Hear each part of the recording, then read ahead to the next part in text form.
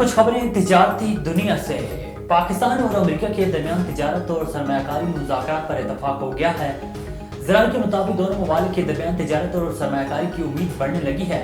Trade and investment framework agreement मुज़ाकरात बहाल करने का फैसला किया गया है। ज़राए का कहना है कि मुज़ाकरात 7 साल बाद बहाल हो रहे हैं, जो 23 फरवरी को वाशिंगटन में होंगे। मुज़ाकरात में वज़ीर तिजारत सैयद नवीद कमर पाकिस्तानी वफ़द की क़यादत जबकि अमरीकी वफ़द की क़यादत USTR के एहतराम तय करेंगे।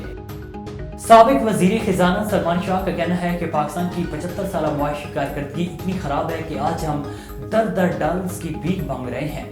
अलहमरा आर्ट्स काउंसिल में थिंक फेस्ट 2023 की जानिब से निजकारी की ज़रूरत और चैलेंजेस के हवाले से खुसूसी सेशन का इनेकाद किया गया।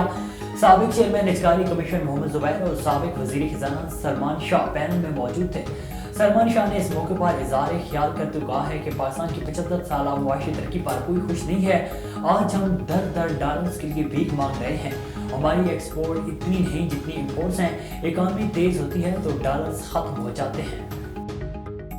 मुल्क में तवानाई बहरान मजीद बढ़ने के खदशात पैदा हो गए हैं क्योंकि बैंकों ने पेट्रोलियम मसनूआत की दरामदात के सिलसिले में लेटर ऑफ क्रेडिट देने और इसकी तौसीक से इनकार कर दिया है।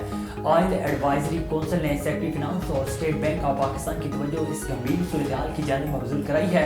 ऑयल एडवाइजरी काउंसिल की जानिब से लिखे गए एक मरासिल में कहा गया है कि वो तेल कंपनियों के मेम्बरान और रिफाइनरीज की जानिब से इस अमर की निशानदेही करना चाहती है कि बैंक तेल दरामदात के लिए लेटर ऑफ क्रेडिट फ्राहम नहीं कर रहे और LCs वक्त पर फ्राहम नहीं किए गए तो मुल्क में पेट्रोलियम मसनूआत की शदीद कमी वाक़ई होगी और अगर तलब और रस्म में फ़र्क पैदा हुआ तो सूरत-ए-हाल को काबू पाने के लिए 6 से 8 हफ्ते मज़ीद लग सकते हैं।